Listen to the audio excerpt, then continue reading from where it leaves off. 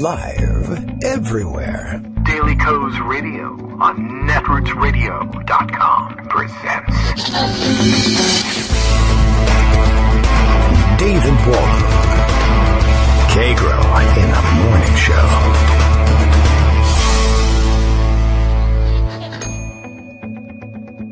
Now, here's David Waldman. Hey, good morning, everybody. How you doing? It is Wednesday, August 24th, 2016. Time for another show. Hey, my tweet deck is not responding on my PC.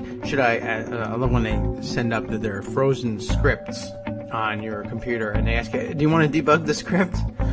Yeah, sure. Hang on just a second. I'll get my, debugging hat on and some gloves, I guess. I don't really know what goes into that.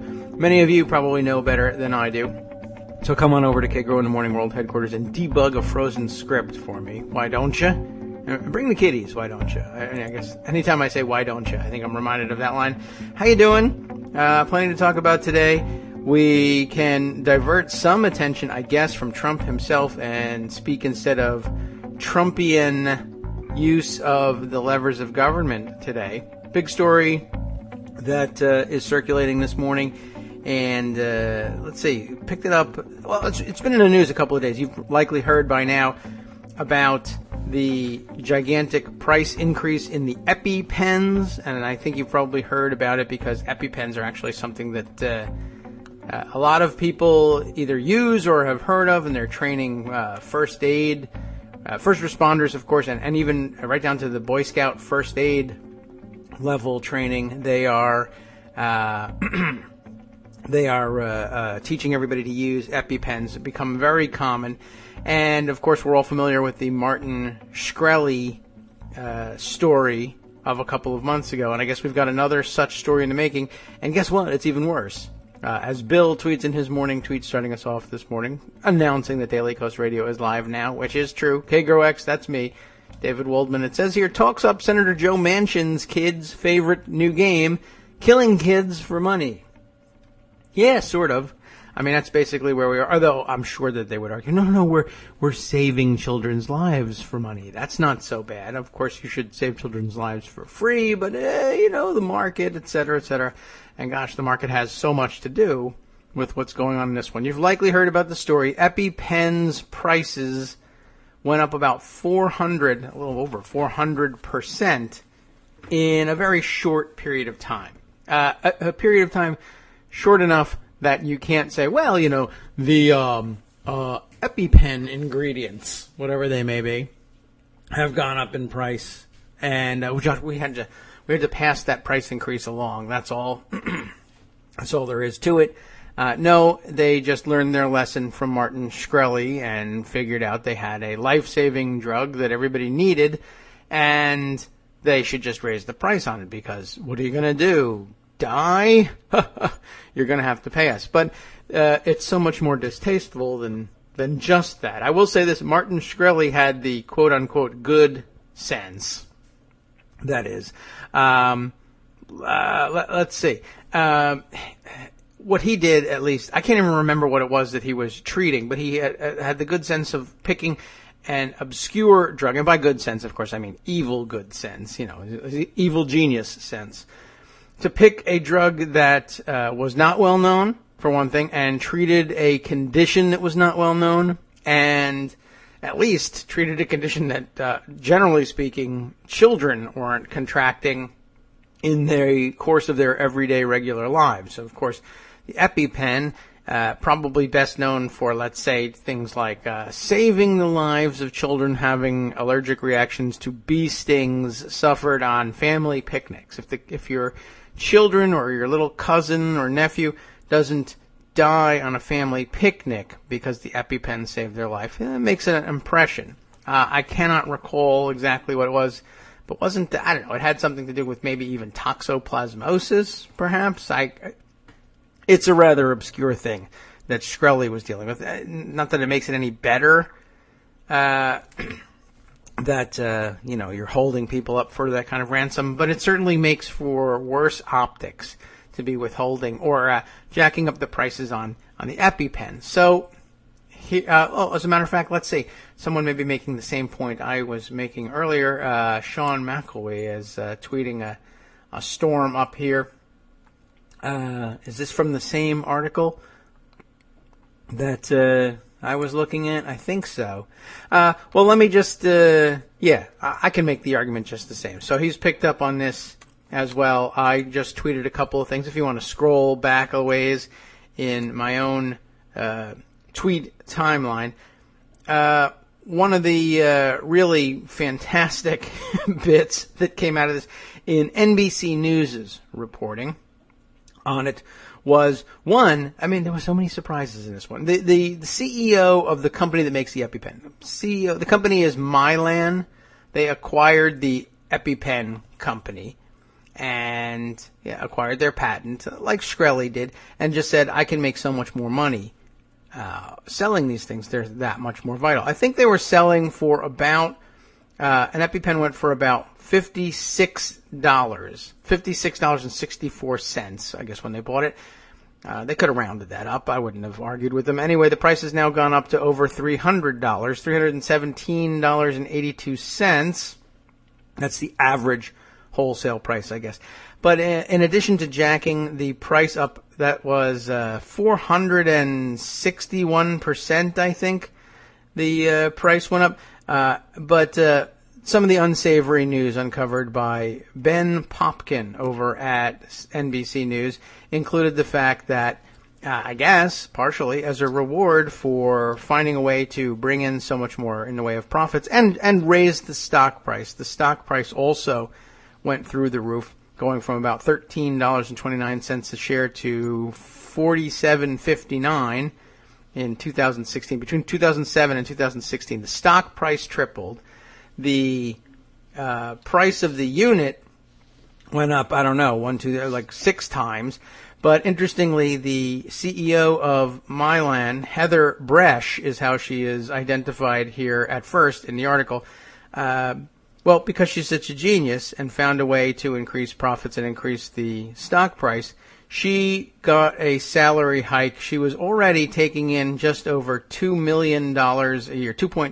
We'll round it up, $2.5 million, 2.45, let's say, $1 million per year, up to a whopping $18.9 million in annual salary, a 671% raise, which is a fairly common thing. I think a lot of steel workers I was just talking to a bunch of bricklayers and coal miners, and they were saying, I wish we had gotten something a little bit less embarrassing than that 671% raise, but I'll take it. $18 million a year for the genius idea of saying kids will die unless they buy this thing, so screw it, we'll make it cost $300 instead of $50. But it doesn't end there. By the way, I think there's going to be a fist fight in the office today, because I also found out there were some other big raises. The president of Mylan got a raise as well. He got an 11.1% raise, which is not nearly as huge as 671%, but it's pretty big. Any of us would be happy with an 11% raise. The president of Mylan now makes $1 million. Is he going to just punch this woman in the face when he gets to the office today? In addition, the chief commercial officer, which is a C-level designation with which I am not familiar, he got a 13% raise. His salary went up to $625,000. He must be looking at 18.9 and thinking, what did she do that I didn't do here? I mean, it was an evil thing that they did, and he should be happy. But there are more developments. I guess I'll squeeze him in because Greg is waiting, and I'm sure he wants to comment on this too. Hi, Greg. Hey, how you doing? I'm a little perturbed. Heather Bresch is Heather Mansion Bresch. Yeah, Heather Mansion Bresch. That's her, I guess, her real name. That's Joe Manchin's daughter, Senator Joe Manchin, Republican of West Virginia, because this is Fox News. We can call him that.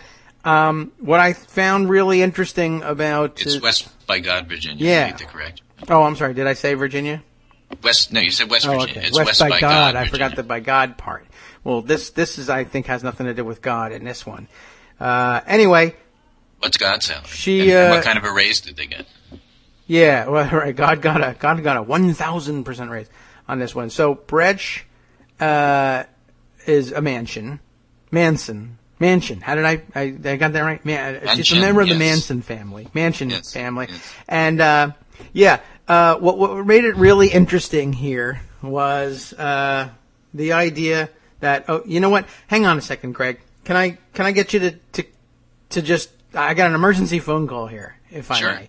I'll be right back, everybody. Okay. And I'll talk. So, one of the things that was interesting about the whole, EpiPen price thing is you have to put this in a little bit of perspective.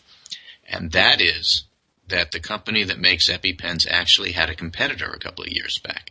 It was called AUVI-Q, AUVI-Q.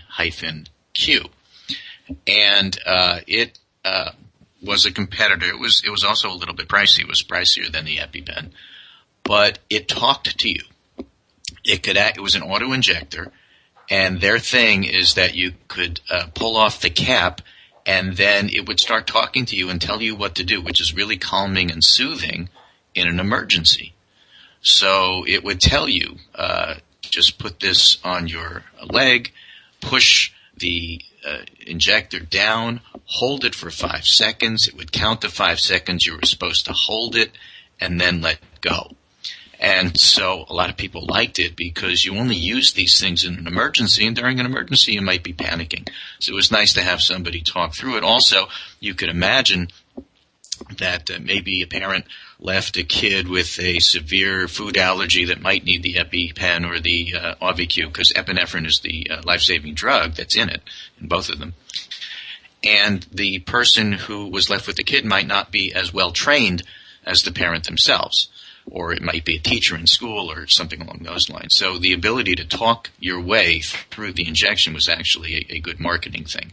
But it turned out that the AUVI-Q delivery of medication was felt to be not consistent, and so there was a voluntary recall in 2015. What I'm saying is that the competitor for the EpiPen was taken off the market. And then in 2016, in February 2016, Sanofi, which is the company that was marketing it, announced that the AUVI-Q auto-injectors would be discontinued. So if you are taking off the market something that is going to be a competitor, that's your room to start thinking about these price increases. So it didn't happen in a complete vacuum, and that's an important component in terms of what happened. Now, as far as the price increases themselves and what happens with that, not sure exactly where David was going to take us with this, but just like with other medications that get their prices jacked up tremendously, it is now, of course, a big concern and a big discussion in media, and we'll see what happens of that. But for example, I have this article here from a website called fiercepharma.com, and just a headline. This is November 2nd, 2015. Sanofi's AUVI-Q recall puts Mylan's rival EpiPen in full control of blockbuster market. And that's the setup behind when people are in a position to raise prices. As to whether that's legitimate or not, completely a different discussion, but if you're one of the people who needs one of these life-threatening medications, it's a big deal. While we're waiting for David to get back, I'm going to talk a little bit about the Pundit Roundup this morning, which is entitled Where Are Your Tax Returns, Donald? Because I think that's one of the bigger important things that needs to be discussed. And in that regard, it is interesting because the focus, of course, has shifted because the Trump campaign wants it to shift onto the Clinton Foundation and what's going on with that. But let's not obscure the fact that, for example, Fred Goldberg, a former IRS commissioner and one who served in Republican administrations, published something on IRS saying that we're ready to go. Okay. Whoops. I lost you there for a second there. Hi, Greg. Hi. How are you? So I've been talking. I don't know if I've been on the air or whether I've just been talking to you. I certainly hope so. My dog Abby is here, and I've just been talking to her, and okay. she hasn't corrected me. So all right, well, so far unlike so Armando, good then. who always tells me I'm wrong. She never tells me.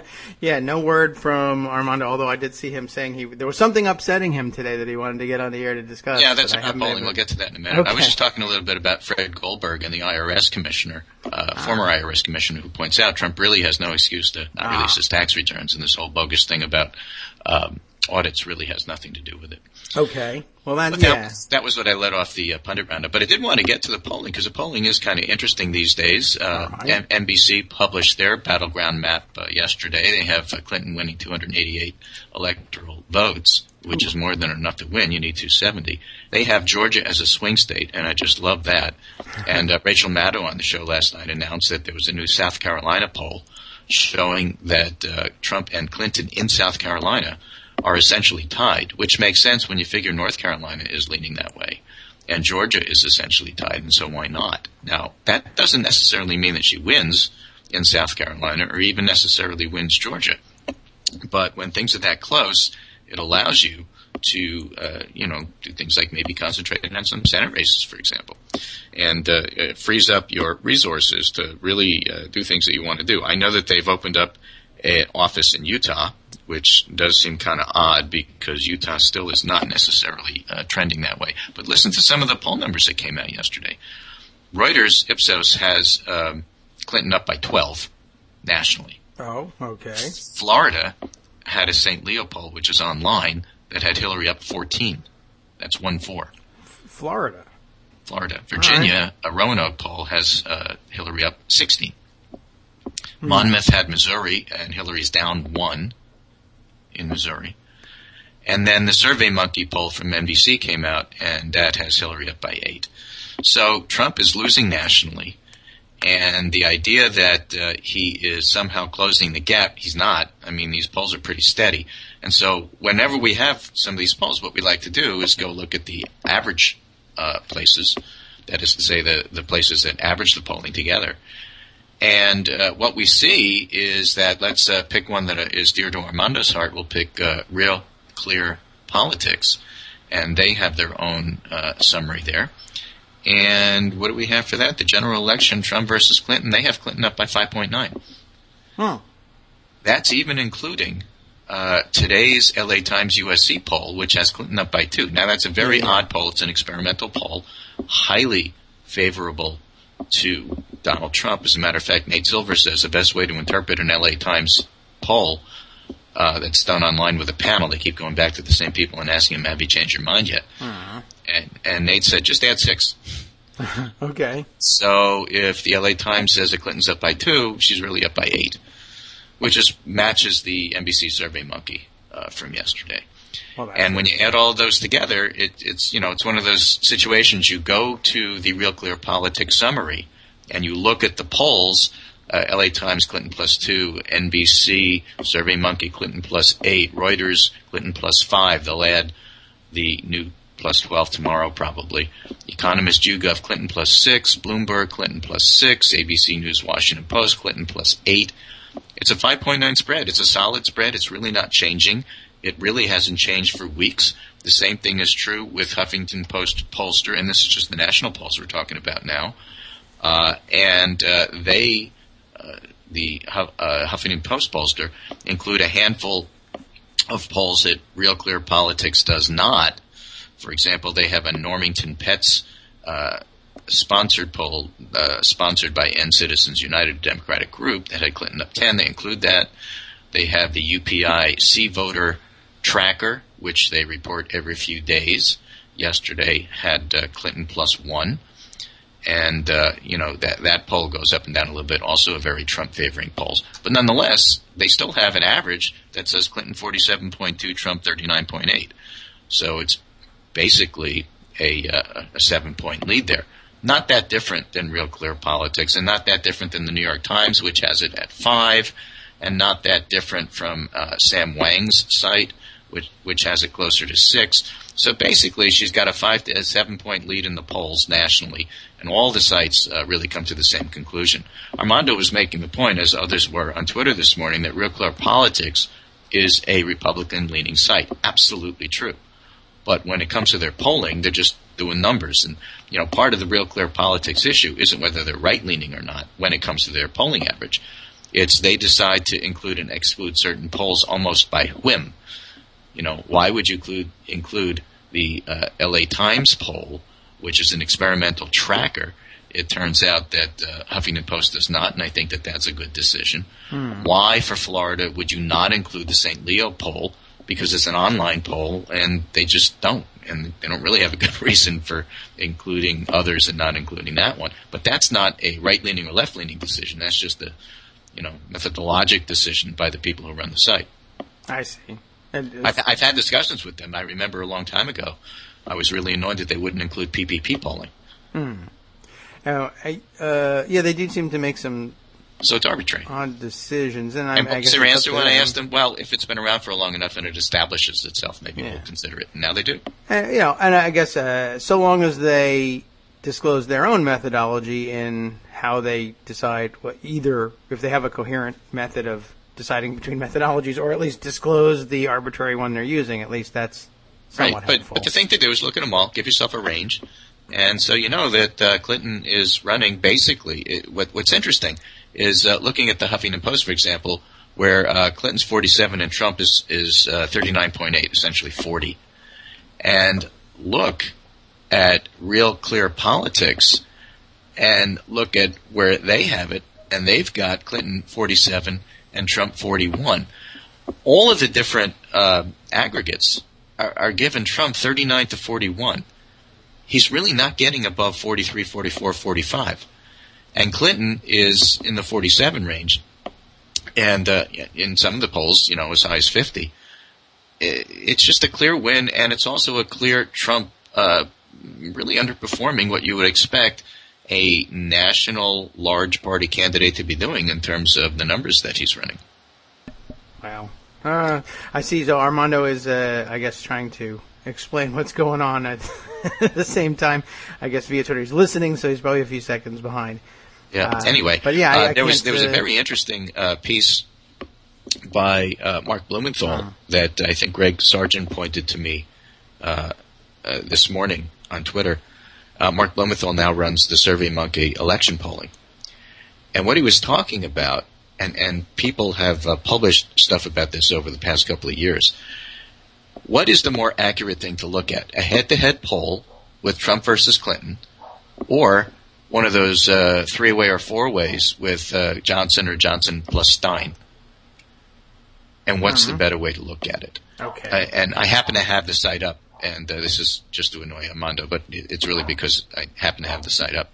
So the four-way, Trump versus Clinton versus Johnson versus Stein, has Clinton up 4.3. If you look at a three-way, then Clinton is up 4.3.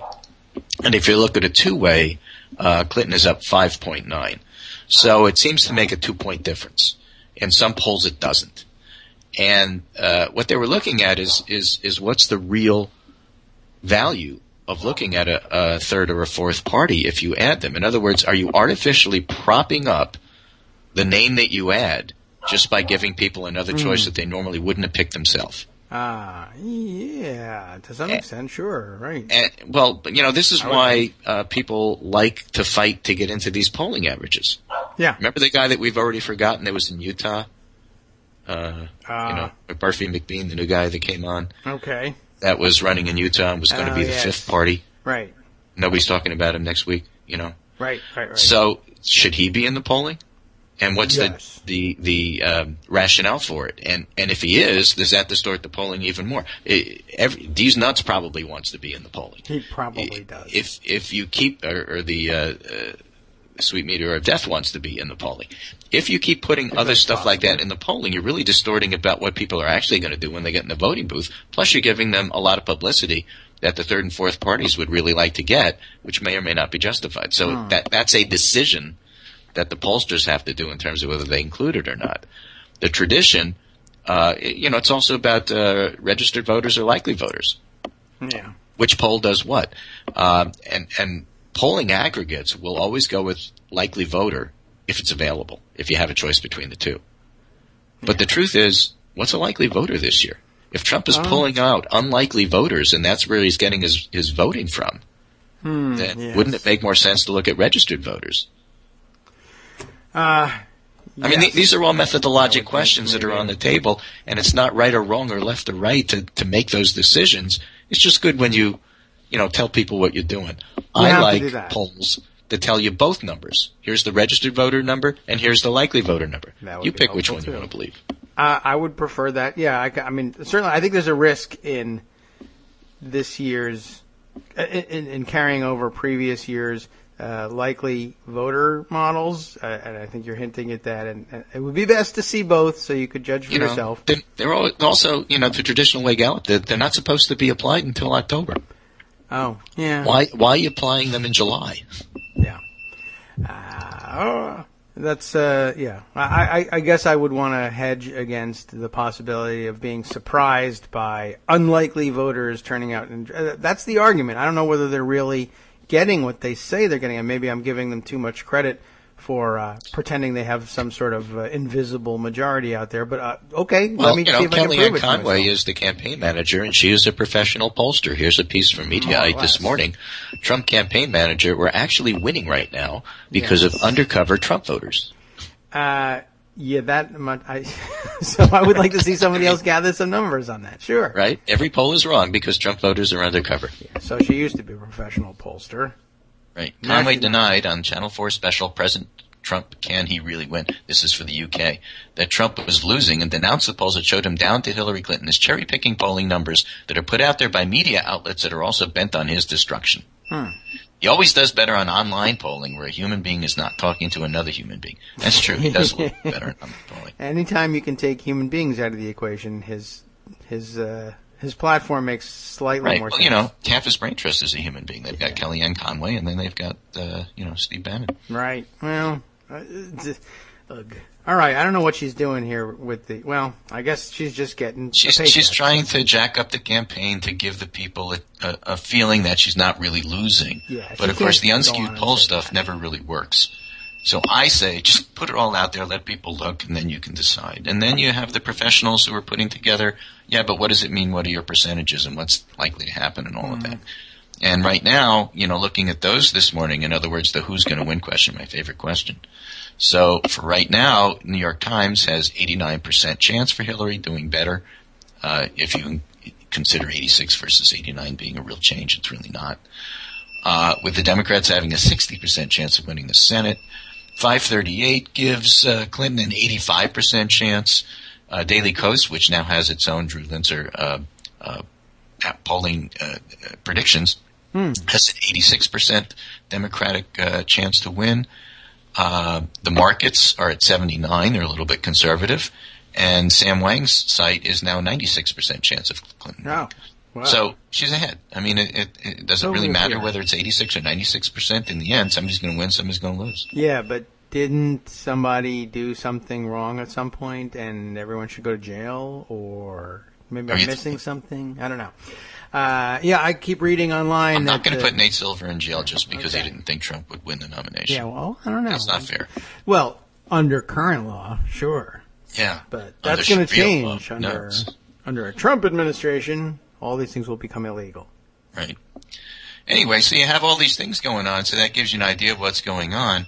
And then that's the background by which the Trump campaign, which hired Steve Bannon to be the attack dog, has decided to use the emails, which were presented to them. They didn't get them. Judicial Watch got them out of a long history of trying to get these things. And so they're going after the Clinton Foundation because it's better to play offense than play defense all the time, which is what Trump would have to do all the time if you were actually talking about Trump. So today's discussion, not here on the air necessarily, but out there, is all about the Clinton Foundation. Yesterday was about how terrible it is that networking is done in Washington, D.C. Today there's a lot of pushback about that, talking about what the Clinton Foundation actually does, which a lot of people don't know. So we have some pretty large tweet storms about that. We talked about it a little bit maybe on Monday, but we have a great tweet storm for people who were there talking about the actual good work that was done. Daily Kos has a nice piece by Mark Sumner on that this morning, what the Clinton Foundation does and why Hillary Clinton should point to it with pride. Basically, it's a charity that saves lives. Health is a big focus. They work on HIV/AIDS and getting their medications cheaper, and then supplying it to people so it doesn't go through corrupt local governments, so that the folks who actually need the medication get the medication. It's interesting that even the critics don't challenge the good work that the foundation does. What they're upset about, or trying to be upset about, is the idea that Clinton was providing access for donors to the foundation while she was at Secretary of State. And there was a weird AP article about that, for example, yesterday, that came out that claimed that half of the donors half of the meetings that they looked at from people outside of government were donors. Which sounds like, oh, well, if you're a donor, you get to see Clinton. But what they didn't report is the other side of it. The Clinton Foundation has 7,000 donors, and Hillary met with 60, so that's like 1% of all donors. But was it the best donors? The most awesome? Or the class of huge donors. There are plenty of examples in the emails of people asking for meetings and being sent through regular channels. So I want a favor. Okay, well, you have to do it the usual way. Yeah. Okay, so is that a scandal? No. Well, not for Does those it people. look bad? Is the appearance there of access? I don't know. I suppose if you want to hold it up to the mirror and look like that.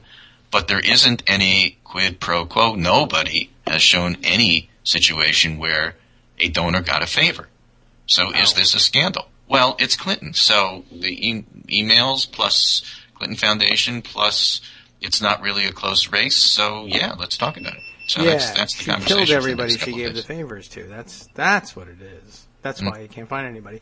I mean, I suppose they would have to demonstrate that, and that shouldn't be difficult if there's such overwhelming criminal activity, of course, but there isn't. So I suppose it's difficult to find. And I was thinking about it yesterday. I understand the concern that there could be that appearance of impropriety, but, well, one, you would have to show it. Like, where did it appear then? If there's an appearance, I would see it. Where is it? Right. And then, of course, I did say, absent that whole body of proof being presented, on the whole, I would prefer that our State Department do favors for, and work with people who put tremendous amounts of money towards pediatric AIDS relief in Africa. That's the kind of diplomacy I'd like to see happening. Right. But I understand, what other things can happen out there. So show those things to me, and I guess we'll examine them. If the Clinton Foundation were buying arms, that would be putting it in the Middle East, and you were a donor and you got special favors, I would have an issue with this. Yeah, no, that's what our what's State happening Department here. And is yet, busy doing. To put it in perspective, I was wondering whether this really was an issue or not, but Rudy Giuliani set me straight. Because what he did is just put everything in perspective, so now you know what's going on. I have this in the pundit roundup. Okay. But former New York City Mayor Rudy Giuliani suggested Sunday that the Clinton Foundation should be indicted on racketeering charges. Oh, yeah. If I were Attorney General, I would indict the Clinton Foundation as a racketeering enterprise. Sure. And he talks about it as pay for play, and the stuff that he's talking about is so over the top, it gives you an idea of what part of the Clinton derangement syndrome spectrum you are on with this. And that's part of the problem.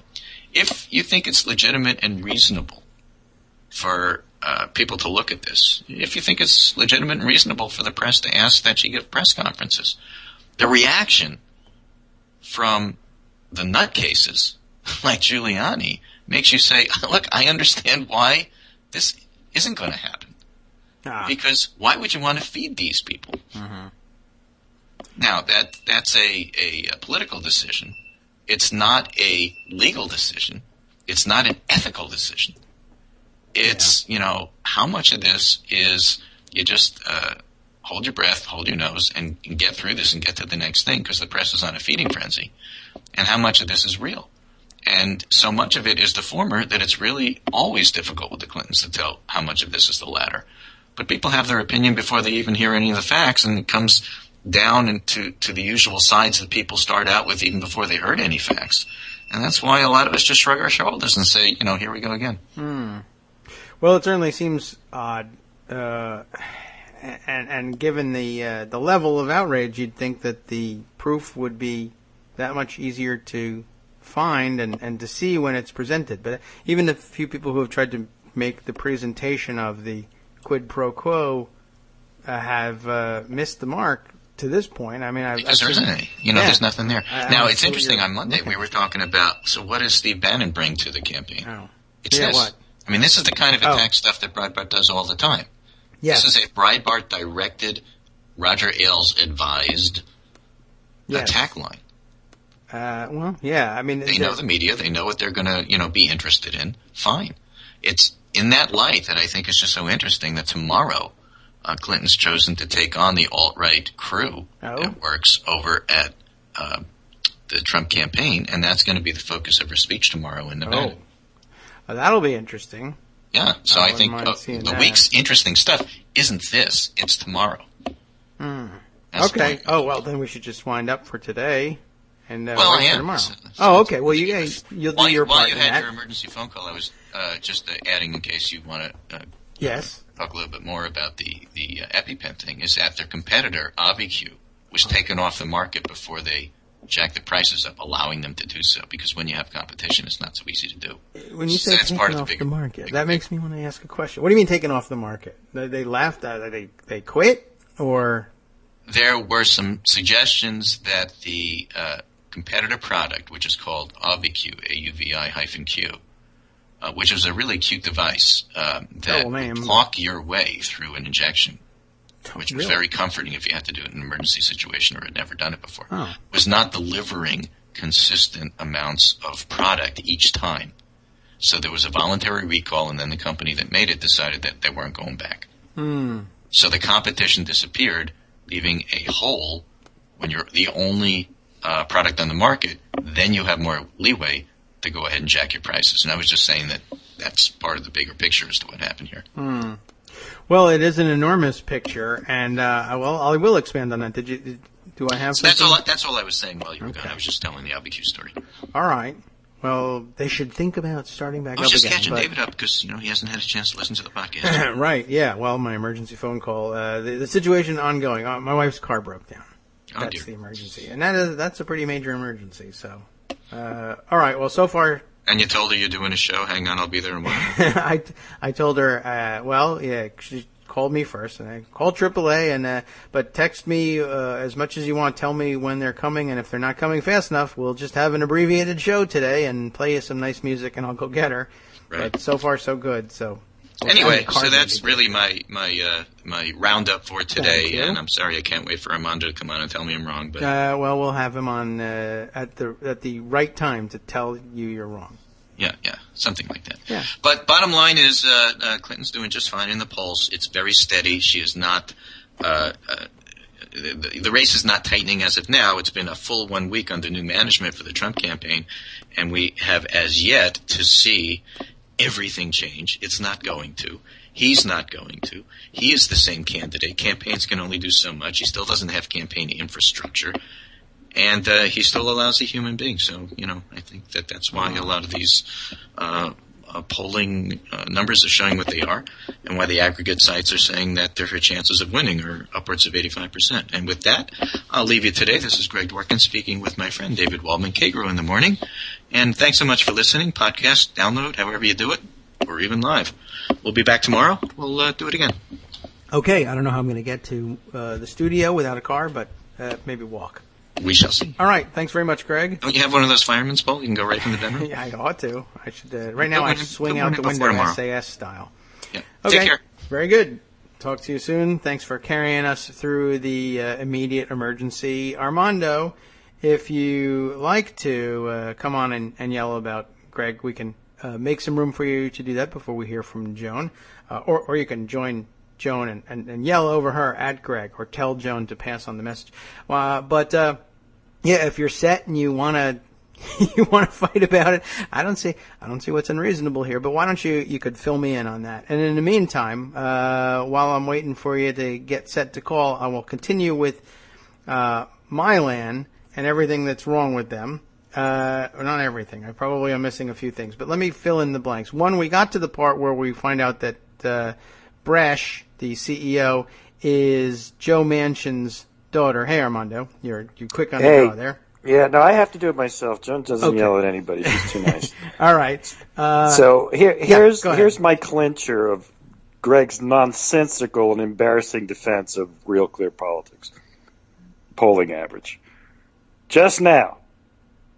Yeah. He said the St. Leo's poll. Well, first of all, St. Leo's poll has been polling Florida forever.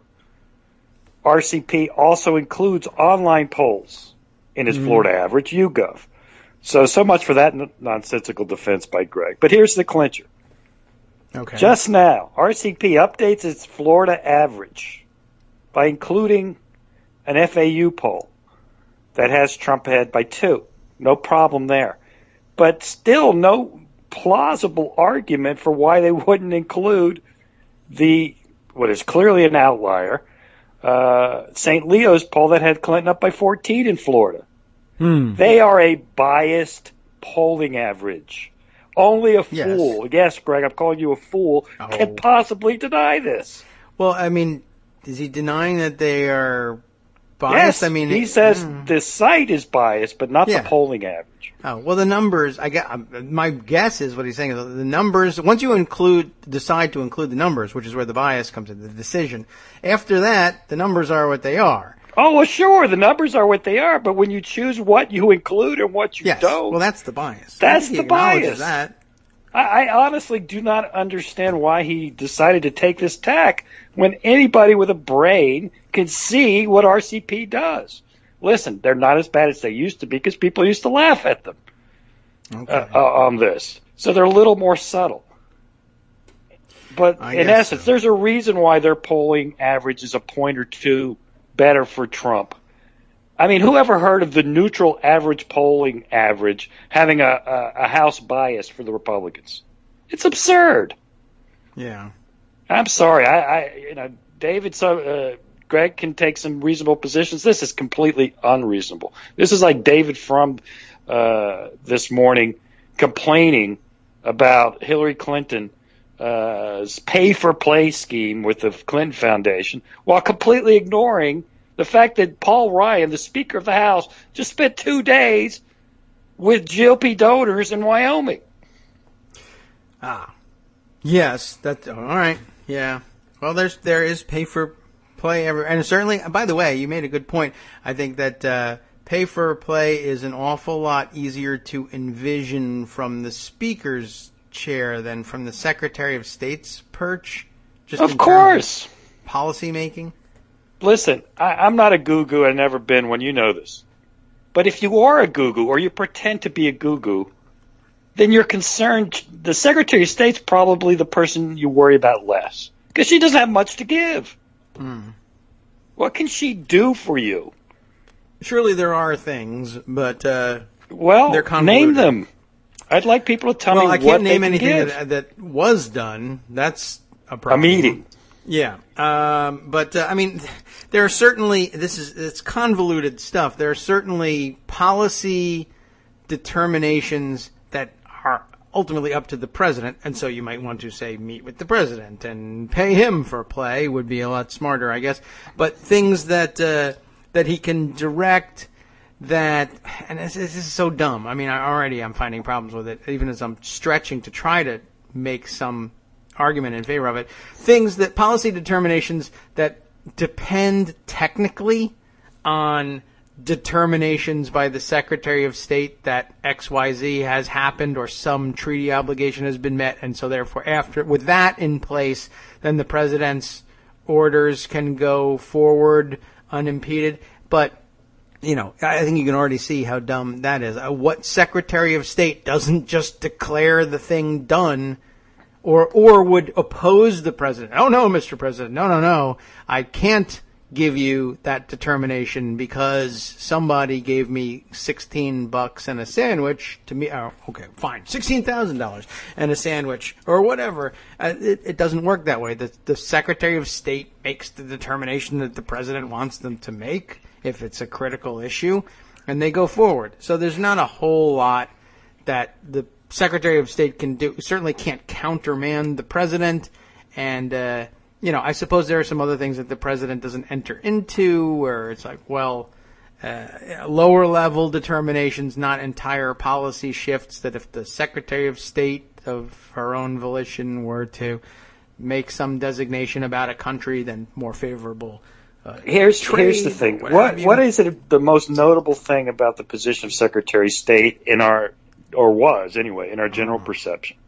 It's a non-political job, right? It's as non-political as any cabinet position can be, which is amazing because it's a high-ranking one. But yeah, there's just too many governments to deal with, and the stuff is too delicate to do anything. But I guess you could argue that it's the most political in the sense that it's the most directly driven by the White House. That there's not going to be a Secretary of State working in contravention with the sitting president. You can't get your stuff done on foreign policy through the Secretary of State. You have to bribe the president if you want him to do what you want. That's the reality.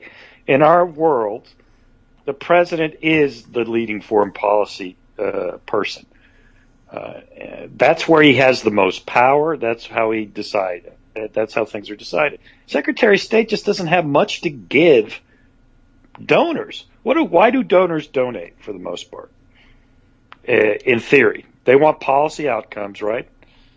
Or they might want a contract, right? Yeah.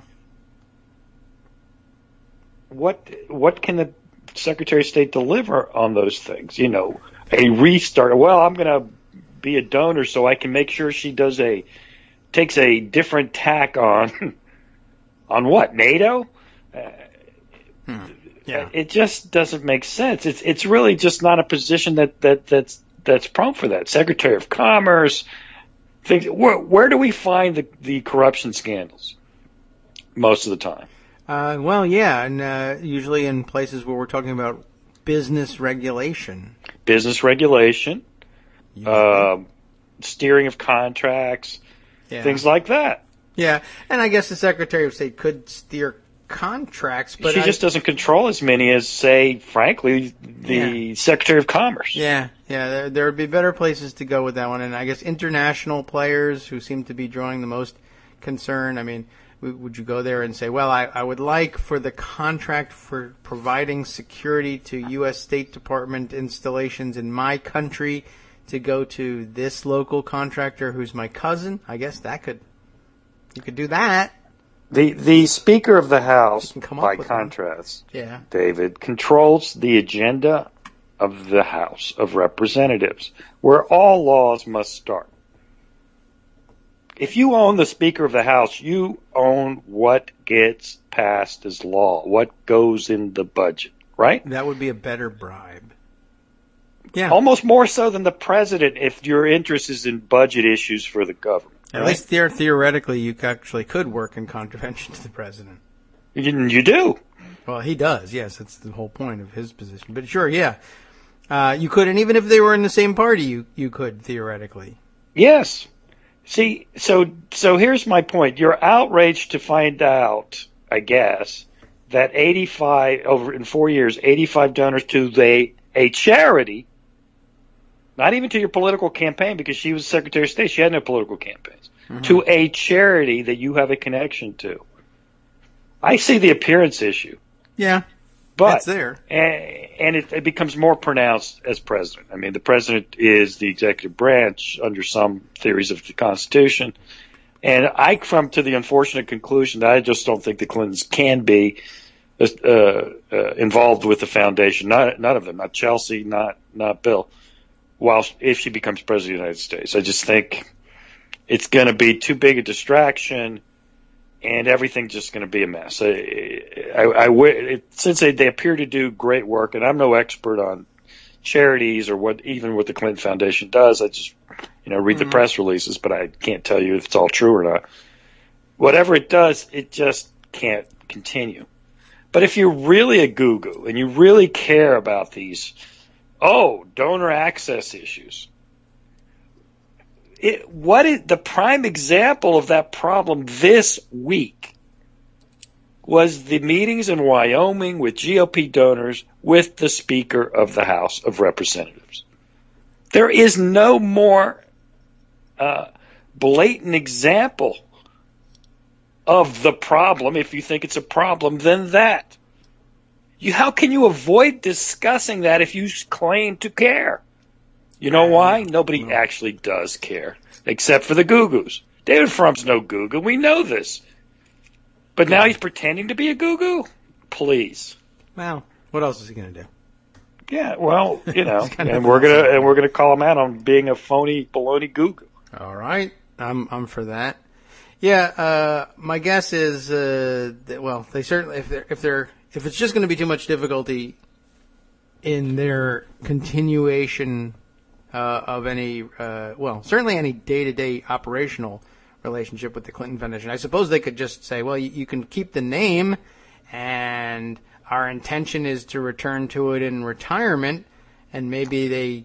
No, they can't do that, because then people will say, well, that payoff, I don't know. They get it in 4 years. Well, they have a logistical problem, and if they wind this thing down, I spent some amount of time yesterday sort of coming to understand the logistical problems of winding down Clinton Foundation operations. And so maybe it has to be, we're resigning, and some good person should take these seats and maybe rename the thing and continue its work, but leave the on-the-ground folks in place, because I got a pretty good idea yesterday of how difficult it would be to turn these programs off and then turn them on somewhere else and just say, well, we'll just have different people run this thing. It doesn't really work that way.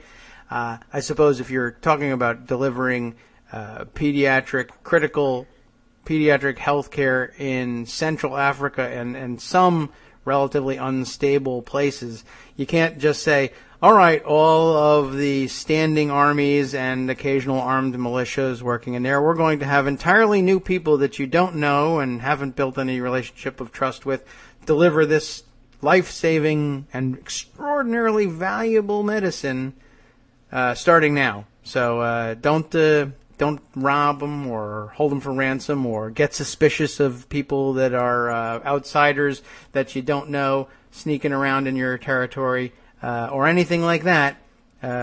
See you later. Hope the kids get their medicine.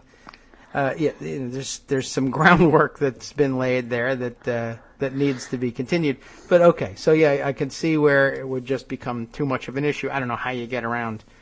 I don't know. Especially it's a with very the argument tough we issue. just It's gave. very hard. I can imagine it's very hard. They know they're doing good work, or they believe they're doing good work. Yeah. But, the President of the United States can do more work. Well, we just said so, and just said, well, the whole reason that this is probably a non-issue is that she was Secretary of State, not the President. And if she becomes the President, what do we say then? Well, we can't. Yeah. That's the whole point. I do think it's different. I do think there was an appearance issue, and I think they probably could have structured this a little better when she became Secretary of State. But graft these are all appearance issues, and appearance issues have some import. I'm not going to dispute that. I just don't think there was much opportunity for graft or access. I mean, I think the whole theory on a practical level doesn't work. But I come from a world where appearances are treated as very important. So I guess maybe that's been ingrained in me a little bit. Right. So. It's been ingrained in you that you can go down on an optics issue, and that's a perfectly legitimate thing to attack on because it sounds like a term of art, and people in suits and ties say it. So okay, yeah. Pay attention. I mean, to I don't think I can win that battle, but here's my problem with the Goo-Goos, and I had a fight with Rick Hassan yesterday. So you see, I fight with everybody, Greg. So you're in good company. But Hassan's like, he's like, no, I can't agree, because Norm Ornstein's like, yeah, this doesn't really mean anything. And he's like, no, this is serious, because, the pay for play or access or whatever that Hassan's formulation is. And I told Hassan, I said, the only problem I have with your objection, you bring no context. If you don't put this issue in the scheme of the entire problem, if you think it's a problem, and Hassan's a Goo-Goo and he cares about it, so He's sincere. Said all you're going to do is what David Frum just did. Ignore the Speaker of the House, just for the most prime example of the week, and pretend the only pay for play access issue is Hillary Clinton. And that's how the story goes. And if you don't say this is a widespread issue and, you know, this is just a part of it or something like that, basically tell the story the way Republicans and the media don't want it said, of course, then they're not going to pay attention to you. Because what do they want? They want to make it a story about Clinton, as if Clinton invented donor access. As if you stop Clinton from having giving donor access, it will never happen again. It's absurd. Mm-hmm. It's counterproductive, and frankly, it makes Googles look like idiots. Yeah. Well, it certainly can, and in this case, I think it does. In my opinion, obviously. Well, yes, you said it, so it's your opinion, that's for sure. And here's, by the way, interesting point. You were saying that the most blatant example of it this week was what was going on with the speaker. But I guess if we go back a few weeks, one of our listeners points out, Peter Janowski, pointing out, speaking of pay for play, anybody want to talk about Pam Bondi dropping the Trump University seat after a donation? That's the most obvious and blatant and provable pay for play. Yes. You see the quid. Although he didn't pay. You see the quo. It's right there. But she had to return the quid. Well, because she got caught. Yeah. Well, okay. That's a technicality. She was caught.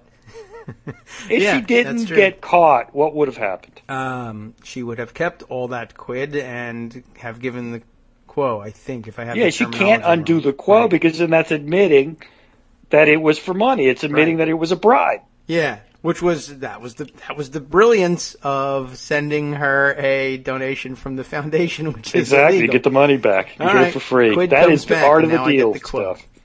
That's the smartest thing I've ever heard of him doing. You know, to a degree, it was smart, but it's mostly because he's a cheap. Yes. Well, you know what? Right. He's very good at. I mean, he is a genius at not paying. Look what I know you spent a lot of time on it. I think yesterday, this 5 times escalation of the rent at Trump Tower. Yes. I mean, there's two. I know you talked about it, but I have 2 aspects. What billionaire does that? Him. He's not a billionaire though. Oh well, all right. You fooled. That's my question. He needs that money. God. All right. He needs the money. He's paid himself $8 million out of his campaign, out of the 52 he gave, and he's going to keep looking for ways to get millions back. Yes. Because he needs the cash. I saw Sam Stein yesterday saying, Trump's not making money off of this rent hike because, remember, he put $53 million of his own money into the campaign already, it was interesting. I think we're just getting our words garbled here. You mean he's not yet turned a profit on the campaign because he's cut his losses, right? If that money's going to him, he's blanking that money. You have to fill it in with it. He's making that money. Is it net profit yet? No, but has he lowered the net amount he's lost out of pocket because of the additional rent he's taking? If yes, then he's making money. That's not an unusual thing. You mean a Trump business venture was in fact unprofitable and a huge loss? Wow. Stop the presses. That's every business. Yeah, I mean, he's going to get at the rate. I think he went from 35 to 170. So it's $140,000 a month. There's about 4 more months. So he'll get back about $500,000. For a billionaire, they announced yesterday he's going to take 2 more whole floors. Now that the price is extraordinarily high, he's suddenly found the need for another 2 entire floors in Trump Tower. So that's I assume that'll take him up to the $300,000-$400,000 a month mark at least. Well, what's interesting about that? Think about that statement. He had 2 floors available on Trump Tower. Yeah, that's another problem, right? That's another bit of evidence that $120 a square foot is outrageous. Yeah, I'm just it's it's a prime location, it's a prime building, it's all those things are true. Yeah.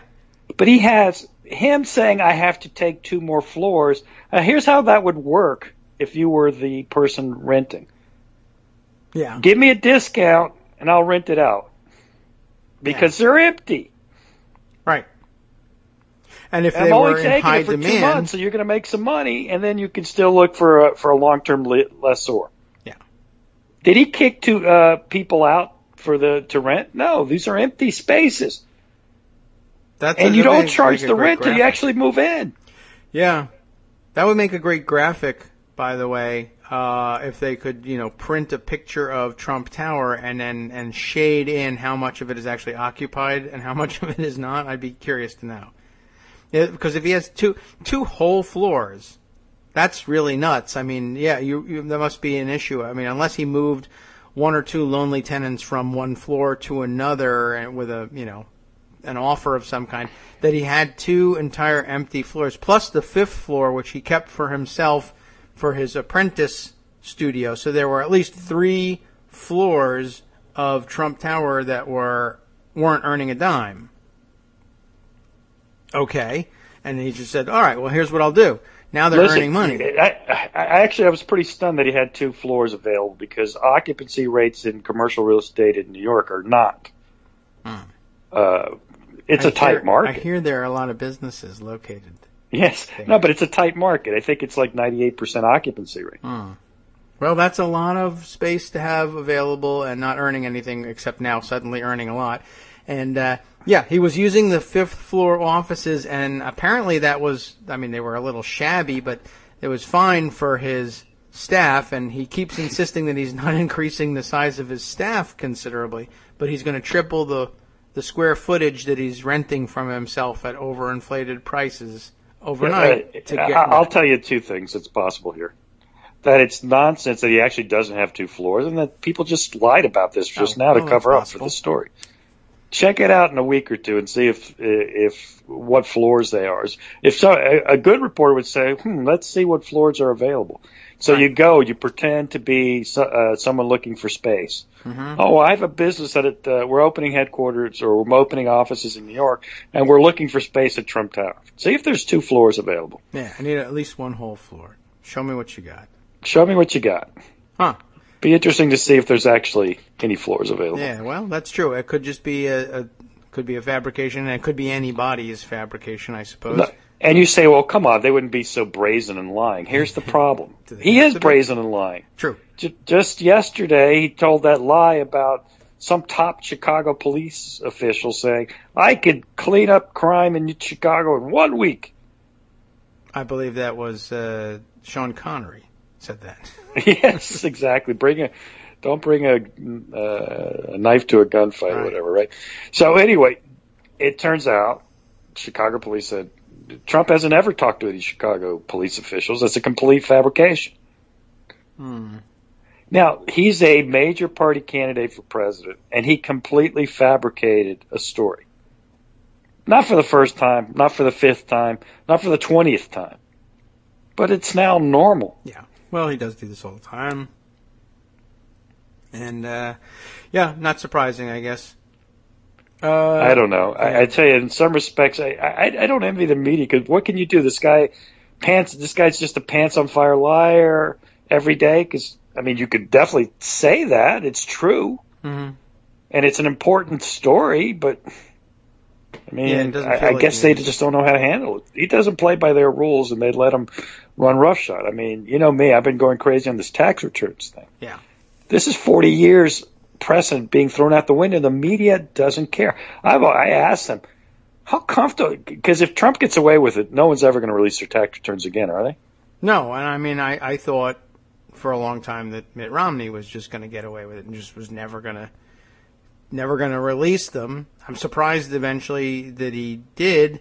Because it occurred to me even then, like, well, what if he doesn't? What do you do? There's no rule. You can't just say, hey, you're off the ballot. We don't have that. It's possible he could have gotten away with it. Yeah. But even then, the media really did cover that. He was getting pounded on not releasing his tax returns all the time. Yeah. And that's just not happening now. I mean, look, I know what happens is the guy says so many outrageous things that you're covering the new outrage of the day. Yeah. But this tax return thing's objectively, no spin. This is an outrage. Yeah. You know, no one can say, oh, that's true or that's false. No, it's absolutely true that for the last 40 years, every candidate for president has released his tax returns. What? God forbid Trump becomes president. He's not going to release his tax returns. No. And you will have no way of knowing whether there's pay for play going on. Exactly. As a result. I mean, and by the way, in case anybody had lost sight of it, why do we ask for tax returns? You know, is it just prurient interests? No. It's to see whether there's any pay for play going on. Who is paying this man? Yeah. The man that where does his money come from? Because a president can earn money from outside sources during his presidency, in the sense that he's got passive investments, he got this, he's got that. But it just is unbelievable that this has just gone. This is now a mosquito bite in this campaign, and it's shocking to me. Yeah. And I don't know why I'm shocked. I mean, the media's pretty bad. But I thought they'd have enough self-respect that they wouldn't want to be the press corps that let this happen. Yeah, it's happening on your watch, people. I don't know. I don't know. I mean, are they going to be proud of their performance when that happens? No, but yeah, we have to come up with some. Maybe it's up to us to think of some sort of way to make it a palatable thing to present daily. I mean, maybe I don't know. Maybe you can just put a little counter on your website. Days since we asked for your tax returns and he hasn't given them up. Yeah, you mean sort of like that whole press conference thing, obviously, right? Let's keep a running count of how many days he didn't release his tax return. Yeah, I mean, I guess you should do that and if you want to be fair and balanced or whatever, or you want to say that, you want to keep that as your catchphrase, fine. One corner will have days since Hillary Clinton press conference, and the other will have days since Donald Trump released his taxes, which would be, I guess, infinite at this point because he never has. Well, sure, but you can actually, if you want a starting date, fairly early in his campaign, he said he would be releasing his tax returns when asked. So you could count from there, or whatever. But I guess you could just have. Yeah, I mean, if you just want to count, and it's been 200-something days, by the way. Because I could see where they would be. All right, the editor is going to say, "Are you seriously filing another story that says same thing as yesterday? It's still not out. I can't." Oh, you mean it like the email story? Oh. I guess that's true. Although, their new angle on it each day is new ones have been discovered, and then the next day, I guess if they want to clear that up, you say they weren't exactly new. And then day 3, think piece about why they weren't really new necessarily, but what they meant. Well, let me ask you this: how are they going to? What's tomorrow's story on the Clinton Foundation? I do not know. Somebody. There will be one. Yeah. What will it be? Because someone says, I want a story on this. They will find. But I don't have anything new. I don't care. Write something new. I don't know either. I'm not sure, but they're inventive enough about it. And I guess I guess it's too convenient an excuse to say, well, what am I going to write? They're not out. Here, I'm an assignment editor. Here's just one. What could Donald Trump possibly be hiding in his tax returns? We could speculate. Number one, is it Russian investment in his businesses in the United States? Written those. Some people have written those things. Is it his failure to make charitable donations? Is it the fact that he actually isn't rich? There's 3 stories right there. True. And each of them have been addressed in places, but sure. Yeah, but I'm just repackaging to give you a new tax return story. I suppose you could do that, and I don't see why not. I guess you just have to find a way, or maybe that's up to the Clinton team or a super PAC to say, well, maybe it'll be our job to repackage the tax story each day and put out a press release and see what sticks. Yeah, I think it has to go in ads, frankly, but.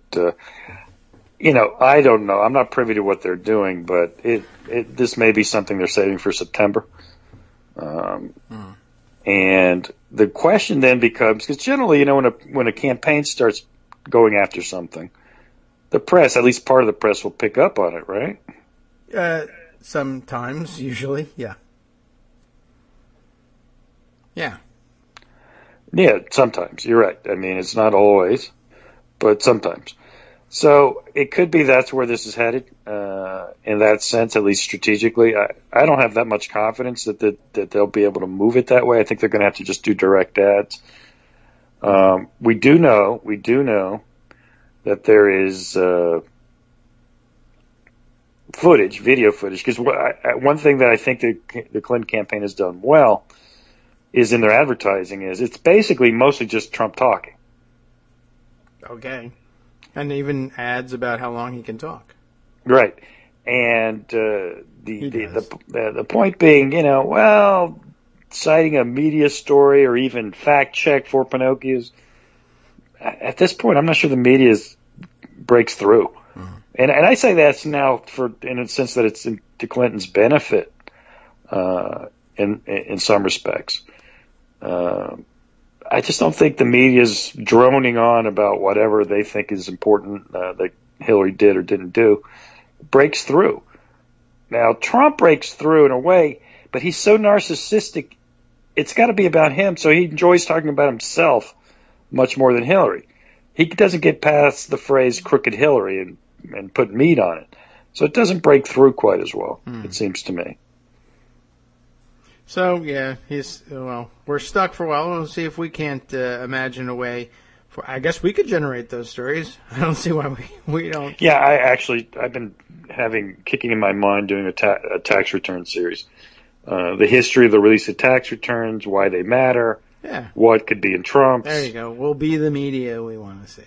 Yeah, I know. And our people will listen, and it's important that our side knows what to say or think in terms of what the information out there is on these things. Because I think one of the things that happened with Romney, of course, was his father was the first who standardized the release of tax returns for a presidential candidate. Okay. Yes. And that was a key part of that story. That's true. And, for better or worse, he clearly reveres his father. And that's better. In that sense, it was better. Look, we had our problems with Romney. He did a lot of things wrong, and his business practices that maybe weren't illegal, but there was other ways he could have made money because he's a smart man, and maybe he could have made better moral choices. So I think that's fair. Sure. But God forbid, there's just no comparison to this Trump thing. This is truly unprecedented. I can't think of anything like it. I wonder if historians can say who would be most like Trump in the history of presidential candidates. I don't know if they would be able to come up with anybody. And I don't mean people who elected. I mean, Perot. Oh. Perot, I guess, was an idea, the populist thing. But, Perot was actually rich. Actually built a business. Yeah. Actually talked about issues. Didn't insult everybody and their mother. That is true, too. And just, it seems incongruous to say, but he just was, compared to Trump, he was an incredibly serious guy. Yes. You could take the same approach. Has Trump even hinted at any point at using his money to buy television time to give a 1-hour address about the budget? Exactly. I mean, that's crazy compared to what's going on. And the Trump, you'd never see anything like that. And Perot was doing it. Perot was, I'm buying television time. I'm going to tell everybody what I think about NAFTA and the budget. And as odd as he was, that monkey hand, the pointer that he decided to use, but he went on television with charts and explained himself. And Trump, the last time he had a chart, he literally just stood around saying, "I'm told I have to have a chart, so here's a chart. Everybody look at my chart. Seriously, this is a chart. Look, it's got numbers and lines and everything." And he literally didn't say what was on the chart. But he's 1,000 times more serious. Perot was, and apparently probably about 3 times richer. And even then, at least. Yeah. So, all right. Well, we've caught up on those things. I guess. I don't know whether Joan is entranced by what we're talking No, about. I'm going to hang or up whatever, to see if but we can we'll make entice you to room come for on. her. Although, it could be a busy day today. I'm going to try and track what's going on. And Yeah, I'm going to hang up there, to give her a clear field. Thanks for letting me Sure. whine about Greg's cheerleading for RCP I don't even and agree obviously letting me attack David Frum, which is that's always easy. fun. You may always do that. And Okay. really, you could do either one all the time. You know that. All Okay. right, David. Very good. All right, hopefully John will come on now. Sure, Talk to you hope later. so. Okay, thanks. We'll talk soon, and appreciate it. Yeah, any help I can get today during my car emergency period is, of course, very helpful. Anytime. So let me continue at least to try and shoehorn in a few more of the facts that we learned. You've probably all gone on and read all about Mylan and the EpiPen thing by now because you're sick of waiting for me to get around to it again. But I mentioned to you that, so the CEO is Heather Bresch of Mylan, and she gave herself this gigantic raise, and it was a gigantic raise compared to what the president and chief commercial officer of Mylan got, and they should probably have a fist fight in the boardroom about that one. But, corporate structures being what they are, maybe they're only the president of EpiPen division, and she's the Mylan entire corporation CEO, and so, of course, you would want to give her an enormous raise, even though all she did was figure out that she could hold allergic children, hostage for their lives for additional money. But by doing so, of course, she increased the profitability of the company, and that means the stock price goes up, and when the stock price goes up, the CEO gets more money. By the way, that was the Gordon Gekko innovation for all of you who were worried about where that might have come from. And it seems natural now. Well, the CEO raises the stock price, and the ultimate arbiter of all things capitalistic, I guess, is have you maximized shareholder value, and that's all that matters. But that's all that matters because, of course, we've been taught that in our MBA programs. That's the measure of success in the corporate setting. Why? Don't know. It was arbitrary. It inures to the benefit of the class of people who end up running companies, and so nobody has questioned it since then. And then, of course, we just became set in our ways, and that's the way we trained MBAs. And MBAs are the people who we hand companies over to, and so that's all there is to it. It perpetuates itself. Interesting, though, that MBA should come up because there's a couple of bits that I haven't added in here. I'll get back to the Joe Manchin angle in a second here, but let me just add this because I said MBA. As you know, the market demands that we shower our corporate geniuses and their sterling credentials with enormous amounts of money. Otherwise, they'll take their genius brains and sterling credentials to another company and make that company $1 billion more dollars, and their stock price goes up, and those investors benefit, even though some of them are the same investors over here. But never mind that. It could be an entirely separate class of investors. We want to capture the value of that genius right here and make it our own. So you got to keep her or she'll go elsewhere. Interesting proposition, right? So what's her genius idea? Her genius idea is, what if we charge a whole lot more for the product? Wow.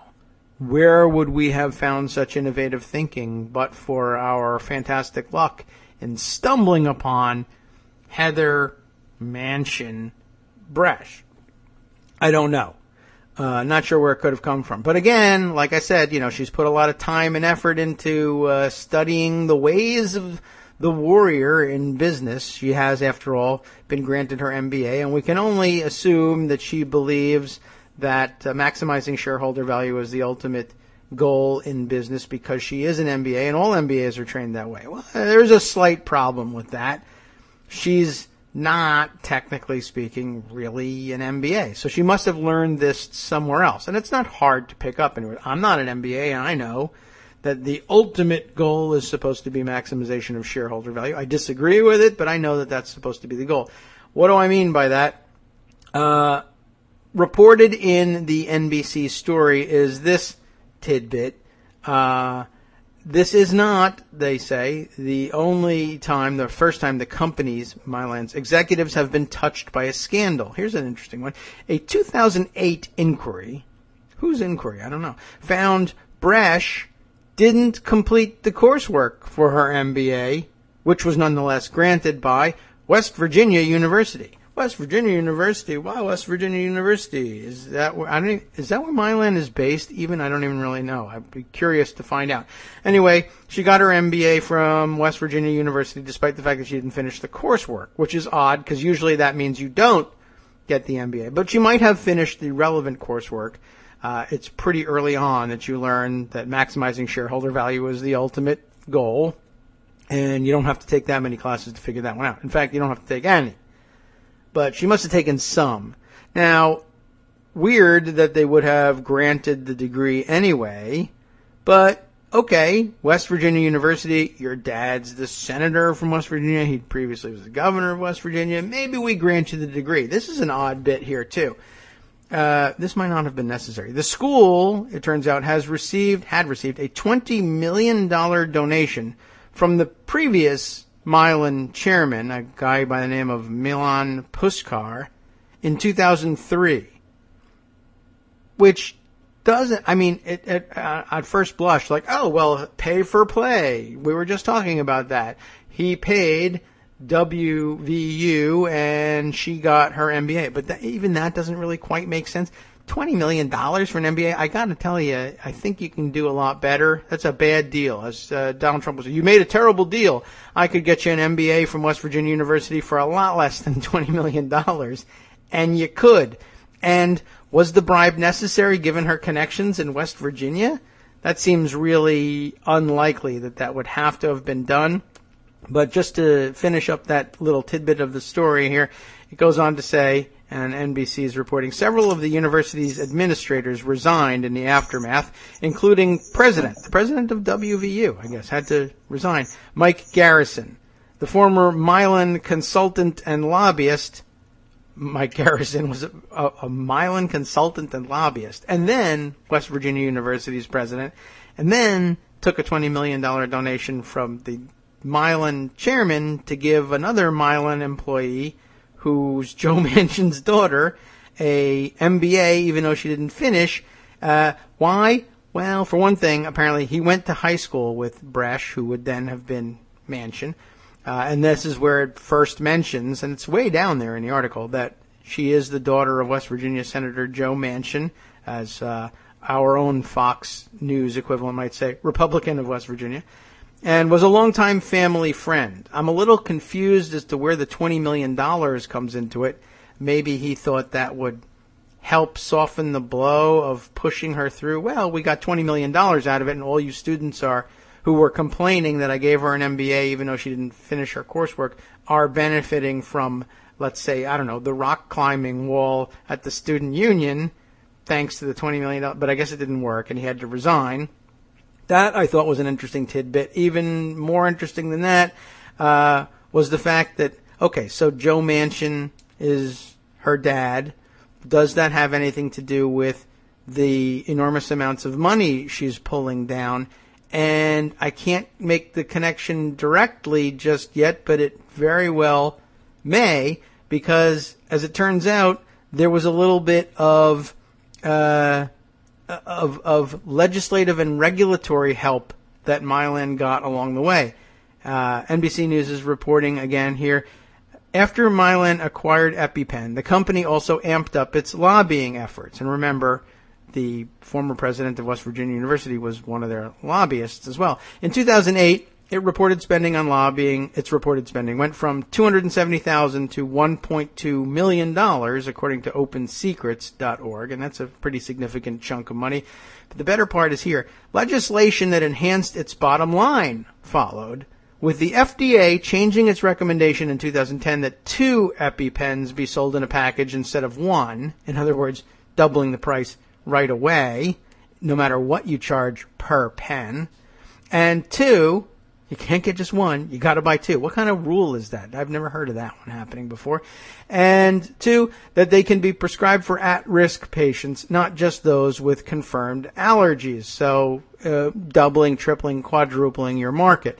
And then the other interesting bit, in 2013, the government passed a law to give block grants to states that required, that is the states, if the states required it, the federal government would now help pick up the cost of stocking EpiPens in public schools, which is a great idea because all the allergic kids are there. You can save lives with it. But how interesting to use the levers of government to say, by the way, states that require it will give you help so that it's like a no-cost thing to you to then go ahead and require it. Hint, hint, Alec. We can now pass 50 of these laws requiring it in the states because it's at no cost to the state government. It just costs the federal government money. And by the way, you're now immune to the price hike. Who cares if EpiPens are $300 a piece instead of $50 a piece? The federal government's picking up the tab. Who cares if the federal government is picking up the tab? Well, you do, of course. And but what a strange thing for the daughter of a federal legislator to be able to pull off. That seems so odd that a senator's daughter would get the federal government to change the rules so that immediately every sale you make is doubled because they have to be in packages of 2 now, and your market, your potential market is quadrupled, quintupled because the FDA says, oh yeah, you can prescribe this for any number of things now. And by the way, also the federal government will pay no matter what the cost is if every state wants to require that every public school have a bunch of these things on hand.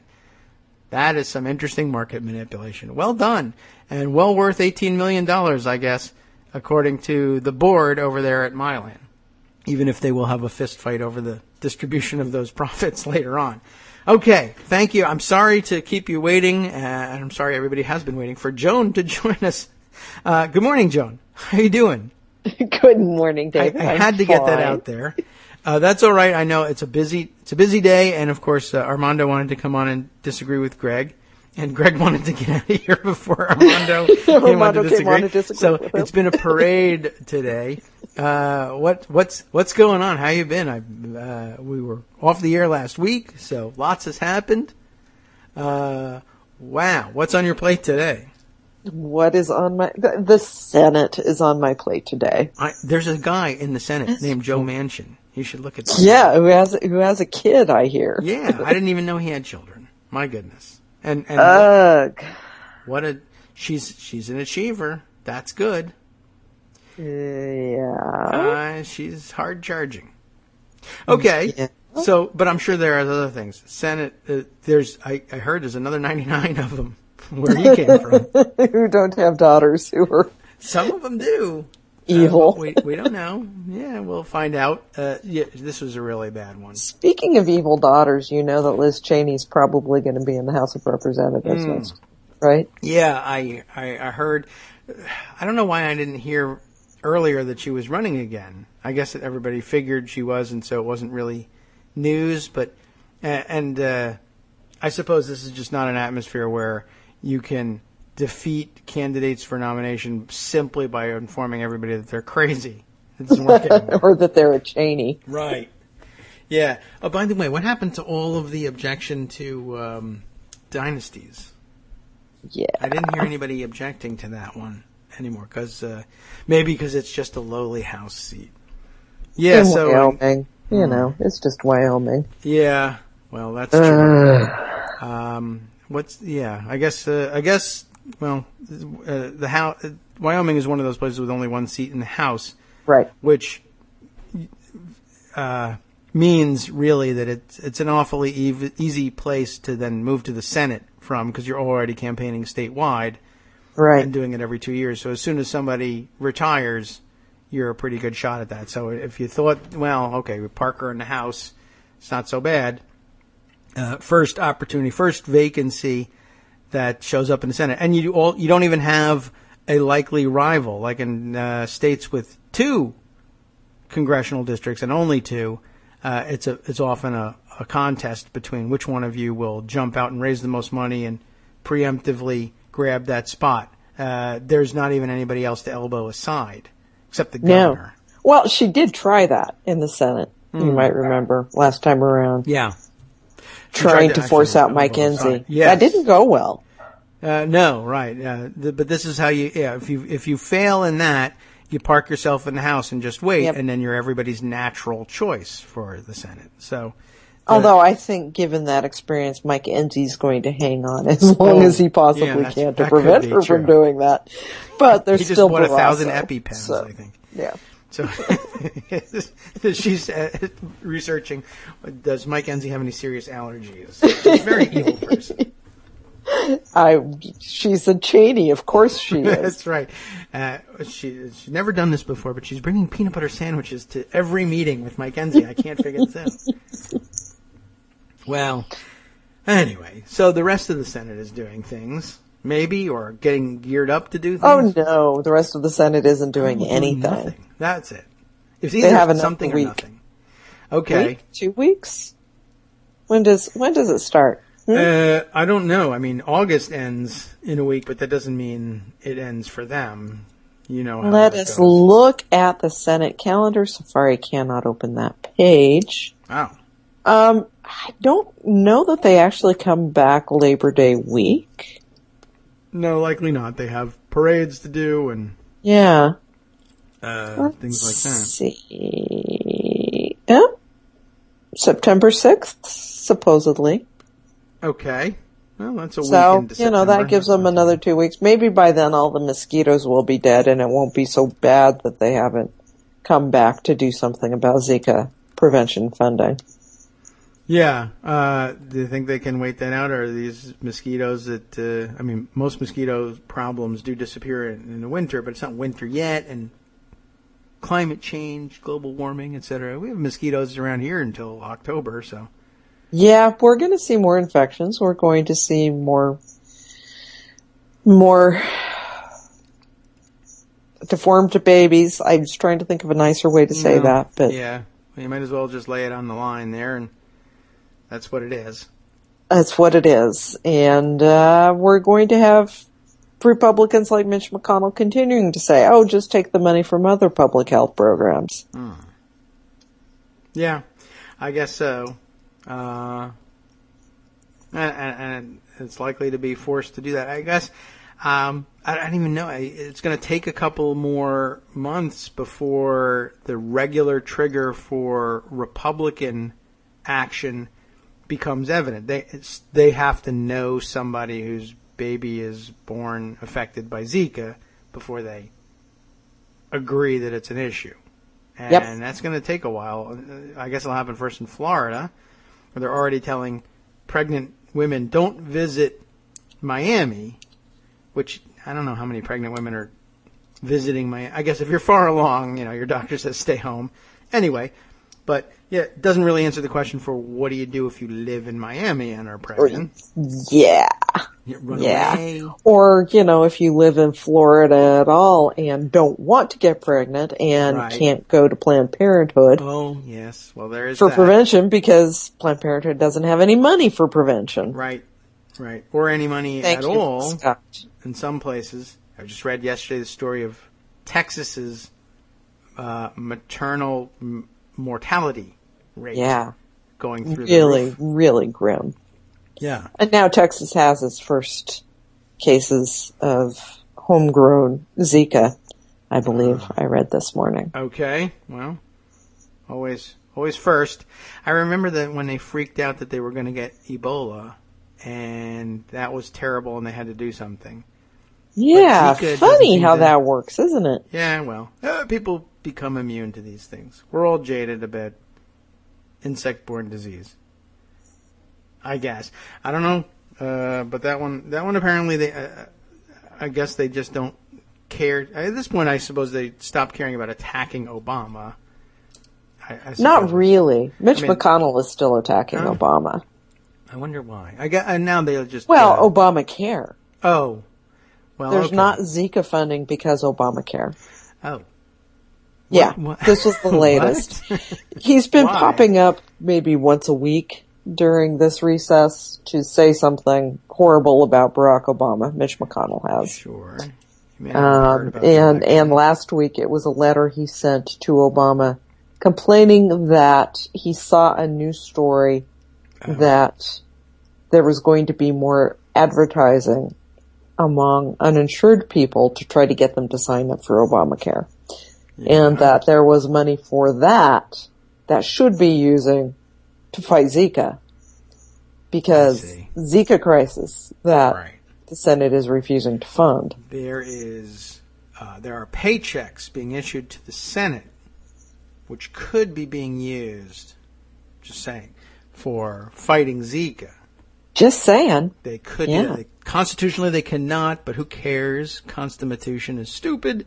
Well, yes, and in fact, that was part of this problem with McConnell's letter. The money is going for Obamacare advertising is in the Centers for Medicaid and Medicare and Medicaid Studies, CMS. And it kind of has to stay there. Yes. Well, Donald Trump CDC and the National Institutes of Health can't really go and raid the CMS's coffers. Yeah, it's more difficult to do. Although there always is limited authority for reprogramming funds, but then the president has already, he may be up against his cap for reprogramming of funds when he was forced to do that for Ebola when they wouldn't do anything about it. And in fact, the little bit of money that they eked out for Ebola has now gone to Zika. Yeah. So all the reprogramming that can be done has been done. For a guy who is at the head of one of the houses that controls the purse strings, he's very interested in being loose with the purse strings or the controls on them anyway. He doesn't want to spend more money, and I'm sure he thinks he's on safe ground there. But yeah, there's another part of it, and that's standing up for the integrity of the way the Congress writes the budget and programs the funding. So that's an interesting. Of course, if he actually complied somehow with his request, he would then turn around and say, "Tyrant dictator." He's extra constitutionally reprogramming funds that the Congress directed be spent. Oh, no, surely Mitch McConnell wouldn't do that. Okay. Well, he might surprise you. Probably not. I don't think that there are many surprises left from Mitch McConnell. He could always sink lower. Every time I think that these folks have plumbed the depths of cravenness as politicians, they find another level. So I'm sure there's more Mitch McConnell can do. Yeah, well, he's crafty that way. He'll find new things to do. Like, I'm sure there would be any number of reasons why Hillary Clinton could not have any Supreme Court nominees. Okay, yes. I mean, he came up with a reason Barack Obama couldn't. Yeah, that's true. I'd be interested to know what the reason is, though. I guess he could say, well, with all her criminality at the Clinton Foundation, she's really in pre-impeachment at this point, and you shouldn't be nominating Supreme Court justices if we're about to impeach you. Right. Or something like that. And, really doesn't 7 make more sense as a number for Supreme Court justices? Because then you won't have this 4-4 tie problem. So don't replace Scalia. Wait for the next one to go, and then it's at 7, and it's a number we like. Yeah, okay. And then it would be 5. Court skimming rather than court packing. That is interesting. It's McConnell. I don't see any problem at all with him proposing this. Yeah, I guess I wouldn't put it past him. Unless we don't let him have a majority again. Oh, that's a possibility. I see we have a little chart on the front page that's tracking that possibility, too. Isn't that pretty? Yeah. That popped up last week while you were on vacation. Yeah, I know. I came back and I said, I don't recognize things. Where's my buttons that I use? Oh, okay, they're over here. But there's a new thing in the way. And oh, look, it tells me things. How interesting. So they're always at work, innovating there over at the Daily Kos elections section, and they do tend to put together the really cool tools, and Marcos loves those and loves to see what they come up with and let them imagine new ones for each major election cycle. And this is pretty slick. Yeah. Senate forecast over here and a presidential forecast, and every day the tracking and the chance of winning is posted up there. That's nice. It is nice. And you look at the Democrats' chance of winning the Senate is now at 60%. Mm-hmm. But we got to bump that up. Yes. It was 61 yesterday. On 61 today. Something's wrong. Panic. Fire everybody. I don't know. We need to pad this year as much as we can because 2018? Yeah, that's the next one, isn't it? It's going too fast, Kagro. 2018 is not going to look so good for Democrats in the Senate. The map is going to be against us, so we need to pad as much as we can the majority this time around to try to shore up next time around. So, hey, click that button and look at our slate of candidates, and if you see one you like, pitch in. Yeah. And we do make that easy, too.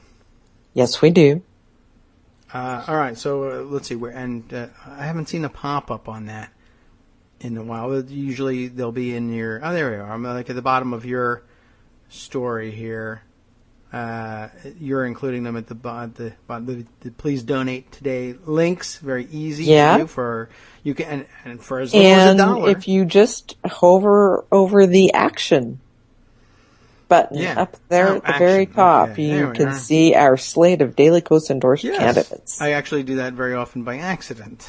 Yeah. What is this thing in my I'm trying to get to the blog. And you get a lovely picture of Maggie Hassan. True. Okay. That and all sorts of fun things, and sign the pledge, and so for like it says here, for as little as $1 you can get involved. An easy way to do it. And by the way, that sort of fundraising I was reminded of it the other day, is you may recall the reason that we were initially that Daily Kos and Congress Matters way back in the day denied press gallery credentials at Congress because we had, at that time it was even more remote, we had links on our front page to Act Blue pages where people could donate directly to campaigns, and that was the big no-no, and you can't be, that you're not a real press organization if you do something like that, but never mind, don't look over here where we still credential Fox News, even as Sean Hannity hosts hour after hour of in-depth interviews with Donald Trump while he's running for president, and Corey Lewandowski is employed by CNN and also still consulting on his campaign. But all of you, no, you can't get in, really because you're bloggy, and that's weird, and we don't like that. But the excuse was, no, you link to fundraising pages. That's too political for us. Yep. Well, it doesn't really make much difference. There's not that much you can't cover because you cover it remotely via television. Right. It's all on C-SPAN. Pretty much. If you look hard enough. Yeah. So there's at least that. I can't say what I want to say to the credentialing arm of the House and Senate. Yeah, poo-poo on that. Poo-poo on you. Yeah. Okay. We'll cover anyway. Right. And we do. And, all right. So, as a matter of fact, what else, let's see, what else is on your plate for the day? If the Senate isn't doing anything. Well, I'm going to be fundraising for the Senate. Okay.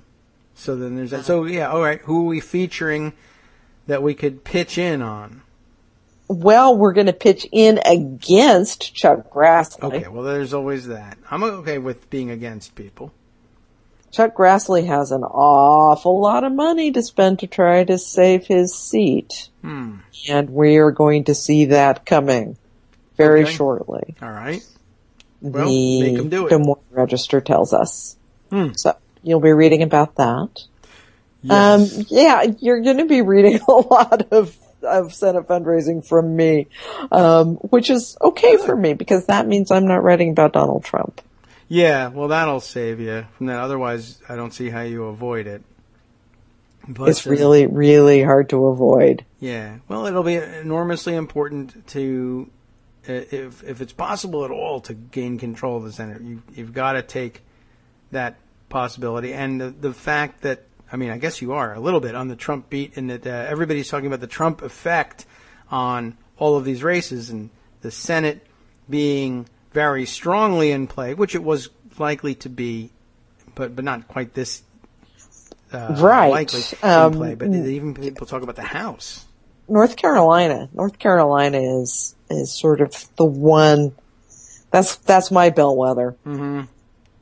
Getting Richard Burr has become my thing now. Oh, it'd be great to get rid of Chuck Grassley. I don't see it happening. Is it because it's doable, or is it because Burr's really getting under your skin on particular ways? Because it's doable. Yeah. And nobody would have thought 6 months ago kicking out Richard Burr was doable. That's true.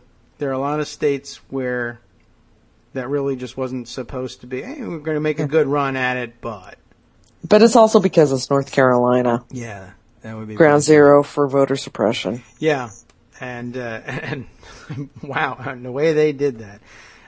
Yeah, pretty unbelievable. We did get a chance to discuss that a few weeks back, how blatant they were and how foolish, really. I mean, the operatives in the Republican Party were in passing around memos like, I need you to do some discrimination for me. I do. It was astounding. That memo was just sort of jaw-dropping. Yeah. And that they would send it just days after the appeal to the Supreme Court to say, hey, no, really, we're not discriminating. Yeah. This is about fraud. Right. Just days after, almost immediately after they managed to succeed in getting 5 justices to say, we really don't need to be babysitting southern states anymore. The racism is dead. We live in a new era. And as soon as that door was open, they said, ooh, racism is alive and well, and we should show them immediately. Really? Yes. That's probably not the best strategy. I know, but voting is happening, and we still have Negroes. What are we going to do?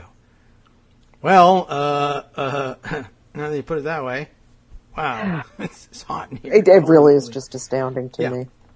And helpful, actually, I think, for whether the Supreme Court's going to want to hear their appeal. Yes, right, true. That will that would be astounding. I'd love to see somebody on the record as saying, no, never mind the fact that we have smoking gun memos that say, guess what? They're not going to watch what we do with our minority populations anymore. Let's discriminate against them immediately, even though the whole basis of the decision was that we won't do that anymore. Let's do it anyway, because no one will be looking for it. Signed, every Republican Party of North Carolina. Yeah. I mean, what do you do with a memo like that, even if you're Clarence Thomas? I mean, I guess he can come up with anything. Oh, they were only kidding. I don't know. I don't know what you say to something like that. But, well, I'd love to see it anyway, just to see what kind of contorting you have to do to do. But, I mean, if Kellyanne Conway can get on there and say, I'm a pollster, and the truth is every poll shows the opposit of what I don't know. Why didn't she did a much better job with Once again, 2016 is really, really weird. It has been, hasn't it? She did a much better job with that than Michael Cohen did the other day when he was on the air. Says who? Yeah. I mean, it's the same actual message, but there's no gifs circulating making fun of the way she actually said it. So she's a talented communicator, I guess. She made it out of elementary school. Yeah, I guess so. I mean, he's an educated guy, allegedly. I mean, allegedly, he's the same guy that says there's no such thing as marital rape. Right. So. Oh, yeah. That's a pretty... Yeah, that's not going to go well for the educated man argument, I guess. But he's a lawyer and licensed, and I don't know. I guess he's getting away with it. But I don't know what he was doing on the air again, by the way. As he's that's what I wondered, too. Yeah. how there's got to be just very little control, or at least there was until now, in the Trump campaign of who their surrogates are. Yeah. That seems weird, and I guess they may have created a role for him over at the campaign too, but it seems But you weird. would think that there would be somebody saying, this is who we let go on TV, and Yeah. Cohen isn't it, Yeah. isn't him. I would think, and maybe Kellyanne Conway was very busy, having just transitioned in, but that seemed like a weird person to put on the air. I don't know why, but okay, they did do that. I don't know what else is happening that we can squeeze in our abbreviated visit today, but I guess just the fact that summer's winding down and looking ahead to what we'll be dealing with when everybody gets back. Which will be very interesting because, of course, we have to fund the government. Oh yeah, the government. Yeah. I knew there was something out there that we needed to do. Something big. yeah. What was it? It's going to be interesting too. 'Cause Yeah, those guys are gonna be gone. we'll see. We'll see. I don't know if the House Freedom Caucus is going to come back chastened at all, having lost one of their, bigwigs in the form of Holzkamp in Kansas. Yes. Whether that's going to make any difference to them, and they'll come back less likely to take on Paul Ryan, I doubt it. They won't be less. They certainly wouldn't be less enthusiastic about it. But the idea of, say, they have to fund the government. True, as you say, it is election year, and traditionally they'll do anything they can to get back out of D.C. almost immediately. They'll come back, do some September stuff, and then they're gone. But none of these people have to worry about re-election. Right. Well, but Because they're through their primaries. Although, maybe that's where the whole scam thing, the primary thing is done, but, I guess they have to measure the Trump effect, and in most of their districts it probably is good for them. So that would be interesting to see whether their colleagues kick the crap out of them in the cafeteria or something like that, because their natural instinct is going to be, on the Ryan side, is to come back and say, members want to get home and do some campaigning, got to fund the government, we're going to do a CR and get the hell out of here. And the natural inclination on the House Freedom Caucus side is we don't allow that to happen. Mm-hmm. And like you say, their re-elections, they're fine. Everybody will have survived their primaries, and it's a question of, is Trump a liability in my district? And for most of them, no. So they're just going to coast to re-election. And some of them are actual Trump supporters. Yes, they'll be happy with that. And some of them are not happy that Paul Ryan has been a reluctant Trump supporter. That's true, too. And so they may be willing to make trouble for him, and to the extent they can take away time from him or from other colleagues who will go to the speaker and complain. Why are you letting this happen? I got to get back. I guess that's the kind of dynamic that'll be out there, and they'll be tempted to make things uncomfortable for colleagues of theirs, which ordinarily the speaker of a normal party would be able to talk them out of it. Your colleagues and friends who help make up this majority that you're a part of need to be able to go. You need to let this slide so they can go home and win their seats. And they may say, screw them, they're a bunch of cucks anyway. I hate them. We're going to knock them all out. We'll primary them. It could happen. The primary is over. You missed your Are they all Who cares? elderly? Which? I was just your impersonation of a House Freedom Caucus guy. You sounded like Abe from The Simpsons. Yeah, maybe. They could be. Well, they're yelling at clouds. I know that. I don't know how old they are when they do it, but I don't know. That's my generic Republican idiot guy. Clouds. Yeah, they could be very young. I don't know. So that'll be amazing to watch them try and sort that one out. And when they do, I guess we'll see. But yeah, I guess my bet has to be, a CR of some kind. I mean, they complain about it all the time. There'll be a CR. They'll fight over it, but they'll let it happen. Yeah, no chance. I mean, there's nothing they could design in time and get votes for that's coherent. Question is, will I have any funding for Zika?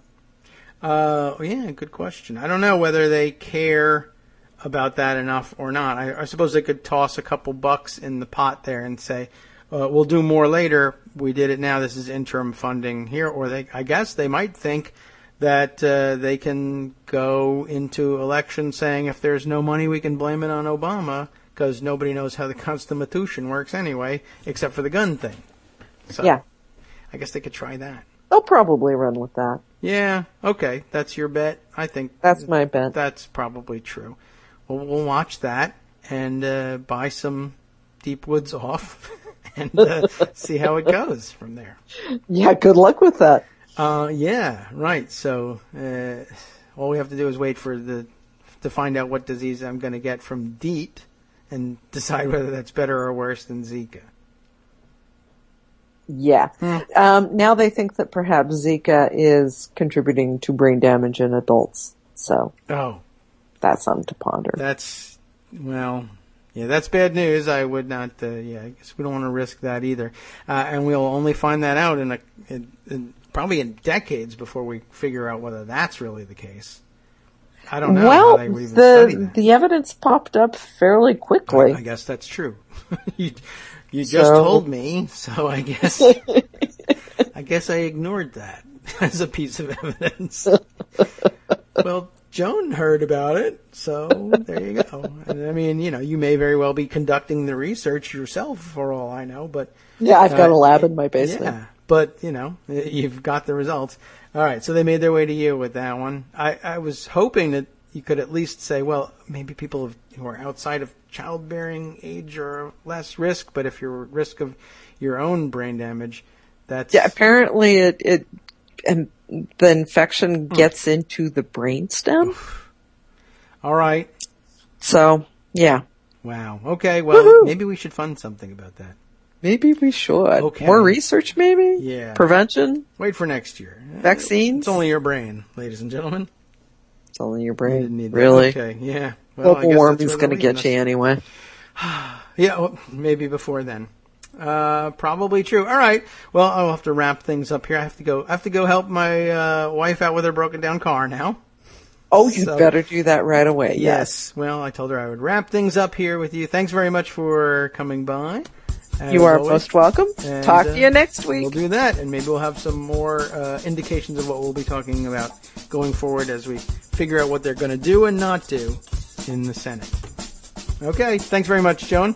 You're welcome. Bye-bye. Talk to you next week. Joan McCarter, senior political writer, of course, at Daily Kos, squeezing in our visit. Yes, thanks very much for doing that. I know things are very busy over there in the old newsroom. I can tell because things are very busy over in the after show newsroom too. Let me tell you about what's coming up on the Wednesday Child is Full of Woe Wednesday on the after show coming up right after this. Notorious Mormon polygamist leader Lyle Jeffs has escaped home confinement. How did he do that? Did he have a number of accomplices that would help him in his home? But his lawyer says he might have experienced the miracle of rapture. So don't go looking for him, I guess. Instead, let's see. Wow. That's what must have happened. That is, he raptured up and said didn't escape. Bundy gang crony and constitutional sheriff Glenn Palmer makes his own rules in Grant County, Oregon. And the Army pulls training material that listed Democratic presidential candidate Hillary Clinton as an inside threat to national security. Sounds like a good pull there. How about that? All that coming up on the after show right after this, and I'll tell you about what comes up on the last half feature of the show right after this bit. From Daily Kos Radio on networksradio.com. You have been listening to the Kagro in the Morning Show with David Waldman. All right, on your mark, get set, go. On the last half, we report that historically and currently, conservatives' greatest fear is that granting full voting rights to the masses will dangerously destabilize society and irreparably destroy life as we know it. And Britain's top Olympic rower and homicide expert says Olympians and psychopaths share many characteristics. How interesting.